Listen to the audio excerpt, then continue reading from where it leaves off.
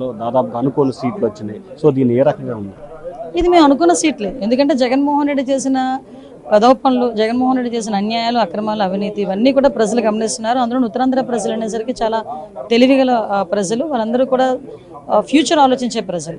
So కంపల్సరీగా జగన్మోహన్ రెడ్డి అనే వ్యక్తిని పారద్రోలాలి అని ఒకే ఒక కాన్సెప్ట్తో ఉత్తరాంధ్ర అంతా కూడా ఏకమై ఈరోజు మేము అందరం కూడా గెలవడం జరిగింది. ప్రజలు గెలిపించడం జరిగింది.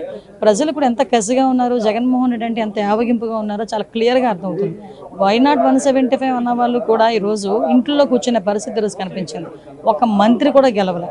అంటే ఈరోజు ప్రజల్లో వ్యతిరేకత ఎంతవరకు ఉందో జగన్మోహన్ రెడ్డి మీద అర్థమవుతుంది. అట్ ద సేమ్ టైం ఈరోజు మమ్మల్ని నమ్మి గెలిపించినందుకు ప్రత్యేకంగా ప్రజలందరికీ ధన్యవాదాలు తెలియజేసుకోవడంతో పాటు మాకున్న బాధ్యతను కూడా మేము గుర్తిరిగి ఫ్యూచర్లో పనిచేస్తామని చెప్పి ప్రధానంగా మాజీ మంత్రి రోజా కానీ లేకపోతే నాని కానీ చాలా అసభ్యకరమైన వ్యాఖ్యలు చేశారు. సో వాటికి ఎటువంటి ట్రీట్మెంట్ ఉంది? అసలు వాళ్ళ గురించి ఈ టైంలో మాట్లాడుకోకపోవడమే మంచిది. ఎందుకంటే కొంతమంది గురించి మాట్లాడుకుని మా మూడ్ చెడగొట్టుకునే పరిస్థితి కాదు. వాళ్ళకి సిగ్గుపడాలి. నిజంగా కరెక్ట్గా చెప్పాలంటే ఈ ఓటమే వాళ్ళకి లాగి పెట్టి చెంపదెబ్బకుట్టినట్టు ఈ ఓటమి. అంటే ఇదే కొడాలని మేము ఇలా పంపించేస్తాం అలా పంపించేస్తాం పెద్ద మనిషి కౌంటింగ్ సెంటర్ నుంచి అతనే ఫస్ట్ వెళ్ళిపోయిన మనిషి. ఈరోజు చంద్రబాబు నాయుడు గారు గెలిస్తే కుప్పంలో నేను ఇంటి ముందు కూర్చొని చెప్పులు తుడుస్తానన్న కొడాలని ఈరోజు చంద్రబాబు నాయుడు గారు చెప్పులు మనల్ని పంపించమంటాడో లేకపోతే ఆయన వచ్చి తీసుకెళ్తాడో ఆయనే అనుకోవాలి. సో ఇలాంటివన్నీ ఉన్నాయి. ఓవరాల్గా వాట్ ఎవర్ ఇట్ మేబీ వాళ్ళు ఓటమి దాంట్లో ఉన్నారు, మేము గెలుపు ఆనందంలో మేము ఉన్నాం. డెఫినెట్గా ప్రజలు మాకు ఇచ్చిన మ్యాండేటరీని మేము కంపల్సరీ పూర్తి చేయాలి కాబట్టి మేము దాని మీద దృష్టి పెడతాం. ఎవరిని టార్గెట్ చేసుకున్నప్పుడు నేను పోయినంత మాత్రాన నన్ను టార్గెట్ చేస్తే వైఎస్ఆర్ కాంగ్రెస్ పార్టీ ఏం ఆగదో, జగన్మోహన్ రెడ్డి గారు ఇంటికి కూడా వీళ్ళు ఏం పీకలేరు. నన్ను కాదు జగన్మోహన్ రెడ్డి గారినే టార్గెట్ చేస్తారు. ఇక్కడ మీరున్న సెక్యూరిటీ అంతా తీసేసి గన్మెన్లు తీసేసి ఇంకా 15 రోజులు ఎలక్షన్ జరగలేదు, కమిటీ సిఫార్సులు రాలేదు, ఇక్కడ మొత్తం అంతా కూడా సెక్యూరిటీ తీసేశారు కదా. తీసేసి ఎల్లో మీడియా కెమెరాలు పట్టుకొచ్చి జగన్మోహన్ రెడ్డి గారి ఇంట్లోకి ఎట్టెళ్ళాలి, గోడ దూకి ఎట్టెళ్ళాలి, ఇవన్నీ కూడా వాళ్ళే చూపిస్తున్నారు. కాబట్టి ఇక్కడ టార్గెట్ ఎవడు దొరికితే ఆ టార్గెట్, ఇటువంటి వాటికి భయపడే ప్రసక్తి లేదు. ఎవడెవడికి టార్గెట్, ఎవడెవడి చేతులు ఏం రాసి ఉందో అవన్నీ పైన ఉన్నటువంటి భగవంతుడు నిర్ణయిస్తాడు. ఎవరి టార్గెట్లు ఎవరికి ఏమవుతుందో చూద్దాం రాబోయే రోజుల్లో.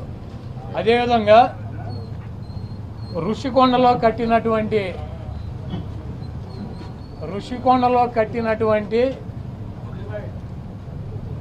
పర్యాటక కేంద్రంలో కట్టినటువంటి భవనాలని ఈ సిగ్గు ఎగ్గు లేనటువంటి తెలుగుదేశం పార్టీ, ఈ సిగ్గు ఎగ్గు లేనటువంటి ఎల్లో మీడియా అది జగన్మోహన్ రెడ్డి గారి నివాసం అని చెప్పి చూపిస్తున్నారు 3 రోజుల నుంచి. వెళ్ళి జగన్మోహన్ రెడ్డి గారు అక్కడ నివాసం ఉన్నాడా? జగన్మోహన్ రెడ్డి గారు 2014 నుంచి 19 దాకా ప్రతిపక్ష నాయకుడిగా ఉన్నాడు. ఆయన కార్యాలయం లోటస్ పాండ్, ఇల్లు లోటస్ పాండ్. ఆయన లోటస్ పాండ్ హైదరాబాద్ నుంచే ప్రతిపక్ష నాయకుడికి ఉన్న 5 సంవత్సరాలు నడిపాడు. ముఖ్యమంత్రి అయిన తర్వాత 5 సంవత్సరాలు ఈ తాడేపల్లిలో ఉన్నటువంటి ఇల్లు, క్యాంప్ ఆఫీస్ ఇక్కడి నుంచే నడిపాడు. ఆయన కార్యాలయాన్ని కానీ ఇంటిని కానీ. జగన్మోహన్ రెడ్డి గారి రక్తంలో లేదు.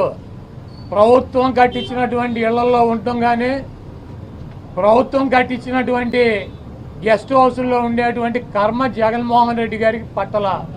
జగన్మోహన్ రెడ్డి గారు వైజాగ్లో సొంత ఇల్లు కట్టుకున్నాక అక్కడ షిఫ్ట్ అవుతాడు. అంతేగాని టూరిజం ప్లేస్లో కట్టినటువంటి ఆ హౌస్లో జగన్మోహన్ రెడ్డి గారు వెళ్తాడని చెప్పి ఎవడు చెప్పాడు వీళ్ళకి, వెధవులకే? అది జగన్మోహన్ రెడ్డి గారి కోసం కట్టించుకున్నటువంటి ఇల్లు అని చెప్పి రకరకాలైనటువంటి కథనాలు రాస్తున్నారు. అది ఒక అంతర్జాతీయ రాజధానిగా తీర్చిదిద్దాలన్నదే వైఎస్ఆర్ కాంగ్రెస్ పార్టీ లక్ష్యం. దాన్ని రాజధాని చేయాలన్నదే ఆ రోజు నిర్ణయించుకున్నాం. కాబట్టి అక్కడ ఇంటర్నేషనల్ సెమినార్లు జరుగుతున్నాయి. అనేక మంది ఇంటర్నేషనల్ సంబంధించినటువంటి దేశ విదేశాల నుంచి అనేక మంది పారిశ్రామికవేత్తలు వస్తున్నారు. కనీసం వాళ్ళకి సౌకర్యం ఉంటానికి అవకాశం లేనటువంటి పరిస్థితి ఉంది. కాబట్టి ఉత్తరాంధ్రలో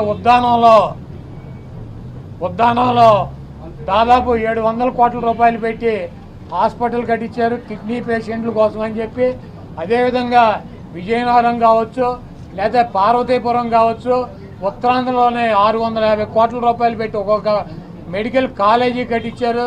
అదేవిధంగా టూరిజం ప్లేస్లో అంతర్జాతీయ సంస్థలు కానీ వ్యక్తులు కానీ వచ్చినప్పుడు అక్కడ ఒక విధిది ఉండాలని చెప్పి ఒక మంచి భవనాన్ని నిర్మిస్తే 7 బిల్డింగ్లు అయ్యి, ఒక బిల్డింగ్ కాదు 7 బిల్డింగుల్లో జగన్మోహన్ రెడ్డి గారు ఉండరు.